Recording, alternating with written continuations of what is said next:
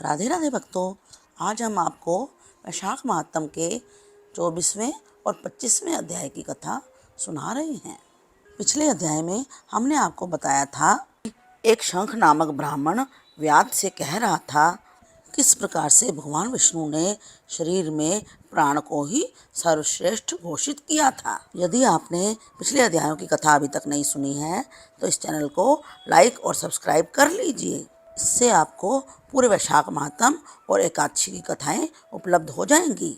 अब गणेश जी की वंदना करके कथा प्रारंभ करते हैं। व्याध ने शंख नामक ब्राह्मण से पूछा, हे मुनि, पूर्ण भोग वाले मनुष्यों की मुक्ति सृष्टि काल, अंत काल अथवा स्थिति काल में कब होती है और काल की मर्यादा कितनी है? अब शंख नामक ब्राह्मण बोले, मनुष्य के 4000 युगों के बराबर ब्रह्मा जी का एक दिन होता है। इतनी ही बड़ी एक रात होती है।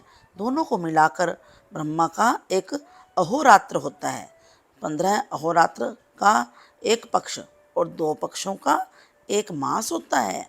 2 मास की एक ऋतु, 3 ऋतुओं का एक अयन और 2 अयनों का एक वर्ष होता है। इसी प्रकार से ब्रह्मा जी के 100 वर्षों का एक ब्रह्मकल्प होता है। इसी को वेद के जानने वाले प्रलय का समय कहते हैं। प्रलय 3 प्रकार की होती है। एक मानव प्रलय जिसमें मनुष्यों का अंत होता है। दूसरी दैनंदिन प्रलय जो ब्रह्मा जी के दिन की समाप्ति के समय होती है। और तीसरी ब्रह्म प्रलय जो ब्रह्मा जी के लय के समय होती है। ब्रह्मा जी के एक मुहूर्त में एक मनु की प्रलय होती है। इसी प्रकार से जब 14 मनु हो जाते हैं तो एक दैनंदिन प्रलय होती है। मनवंतर प्रलय में पृथ्वी, आकाश और इस मनवंतर प्रलय में चैतन्य जीवों का नाश होता है, किंतु लोकों के स्वरूप का नाश नहीं होता। केवल इन लोकों में जल प्लवन हो जाता है। फिर मनवंतर के अंत में चैतन्य जीवों की पुनः उत्पत्ति हो जाती है। दैनंदिन प्रलय में ब्रह्मा जी के शयन करने पर चेतन अधिभूत जीवों सहित लोकों और लोकस्थ वस्तुओं का नाश होता है। सिर्फ एक सत्यलोक ही रह जाता है। ब्रह्मा जी के शयन करने पर चैतन्य अधिभूतों सहित सबका नाश हो जाता है।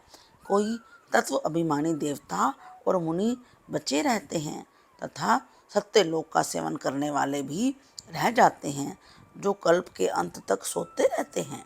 फिर रात के समाप्त होने पर ब्रह्मा जी पुनः सृष्टि की रचना करते हैं, जिसमें ऋषि, देव, पितरलोक और वर्ण धर्मों सहित सबकी अलग अलग रचना होती है।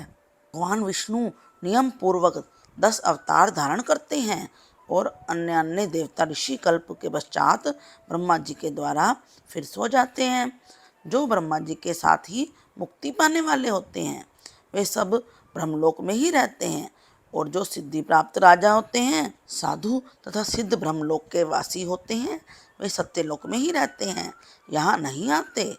जब कलयुग समाप्त हो जाता है, सब दैत्यों का नाश हो जाता है, फिर वे अपने कर्मानुसार वैसे ही कर्म करने वाले होते हैं और अपने लिए अपने निश्चित स्थान में अपने अपने गोत्रों में जन्म लेते हैं। अब मैं तेरे सामने सृष्टि काल, मुक्ति काल का वर्णन करता हूँ, उसे सावधान होकर सुनो। देवाधिदेव भगवान का एक निमेष ब्रह्मा जी के एक कल्प के बराबर होता है। तदनंतर श्री भगवान का उतना ही उन्मेष अर्थात पलक का खुलना भी होता है। निमेष के अंत में उन्हें अपने कुक्षिस्थ लोगों का सृजन करने की इच्छा होती है। ब्रह्मा से लेकर मनुष्य तक विष्णु के कुक्षी गत होकर ध्यान अवस्थित रहते हैं।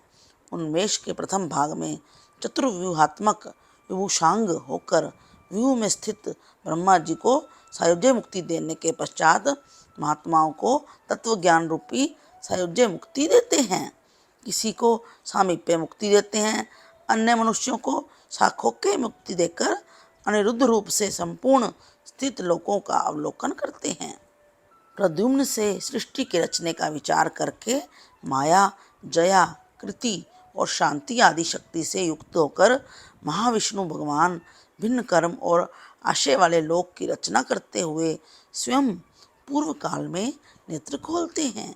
अंत में फिर योग माया का आश्रय लेते हैं। व्यूहस्थ संकर्षण से चराचर का नाश करते हैं। यह सब उस महात्मा का अवर्णनीय कार्य है। यह कार्य ब्रह्मादिक देवता और योगियों के द्वारा भी अकथनीय है। यह सुनकर व्याध ने पूछा, हे महाराज, भागवत धर्म कौन सा है? किन धर्मों से विष्णु भगवान जी प्रसन्न होते हैं? व्याध के ऐसा कहने पर शंख बोले, जिनका चित्त सदा विष्णु भगवान के चरणों में तथा हरि सिमरण में रत रहता है, जो लोग ममताहीन होते हैं, जो सदाचारी होते हैं, परोपकार करते हैं, जिनको शास्त्र, गुरु, साधु और शुभ कर्म में विश्वास है, जो सदा विष्णु भक्त हैं, वही भागवत धर्म के पालक हैं। सब देशों में घूमने, सब कर्मों को करने और धर्मों को सुनने पर भी चित्त को विषयों में लगाए रखने वाले लोग कुछ भी नहीं कर सकते। कामना रहित होकर श्रद्धापूर्वक जो विष्णु संबंधी धर्म किए जाते हैं, वही भागवत धर्म है। इस लोक में परलोक में सुख देने वाले धर्म लक्ष्मी जी को भगवान ने वैशाख धर्म बतलाए हैं, जो विष्णु भगवान को प्रसन्न करते हैं। धन पाकर बावड़ी, कुआं, सरोवर आदि बनवाना, मार्ग में छाया दान करना, छतरी, जूता, खड़ाऊं, सुगंधित द्रव्य, कपूर, पुष्प, तांबूल, गोरस, शहद, चटाई, कंबल, पलंग, वस्त्र, अन्न का दान और गौदान, रास्ते के थके हुए ब्राह्मणों आदि के चरण धोना, पंखे से हवा करना, उबटन करना, शरबत पिलाना, नमक मिली छाछ, ईख, ककड़ी, रसायन का दान, ये कार्य संपूर्ण पापों को नष्ट करने वाले हैं। पितृश्वरों को भी तर्पण करें, तेल तथा उपटन छोड़ दें, कांसे के पात्र में भोजन ना करें, निषिद्ध भोजन और व्यर्थ विवाद भी ना करें। लौकी, गाजर, तोरई, चौलाई, बैंगन, मसूर, मूली, गूलर, बेलफल और लसूड़ा का वैशाख मास में भूलकर भी सेवन ना करें, अन्यथा चंडाल की योनि में जन्म लेकर 100 जन्म तक पशु बनना पड़ता है। ऐसे मधुसूदन भगवान की प्रसन्नता के लिए प्रातःकाल स्नान करके विष्णु भगवान की प्रतिमा बनवाकर उसे वस्त्र आभूषणों से सुसज्जित करके नित्य कर्म करके पूजन करें तथा वैशाख मातम की कथा मन लगाकर सुने, फिर ब्राह्मण को भोजन कराएं। यह प्रतिमा दक्षिणा सहित धर्मात्मा ब्राह्मण को अर्पण करें। वैशाख की द्वादशी को दही और अन्न, जल का घड़ा, तांबूल, फल और दक्षिणा सहित ब्राह्मण को दें। धर्मराज को प्रसन्न करने के लिए दही और अन्न, तांबूल और दक्षिणा दान करें। पहले दही और अन्न से पितृश्वरों की तृप्ति के लिए अक्षत दें, फिर गुरु और विष्णु के लिए दें। यथाशक्ति गौदान करें।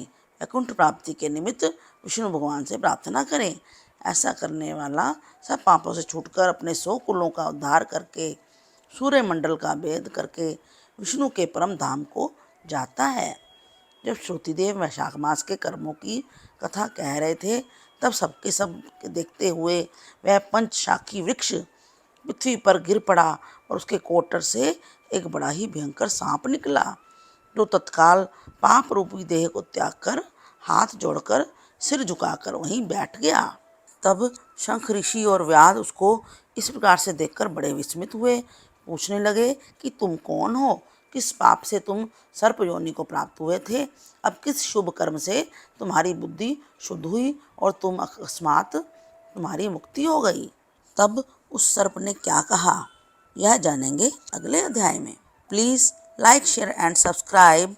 हरे कृष्ण कृष्ण कृष्ण हरे हरे, हरे राम राम राम हरे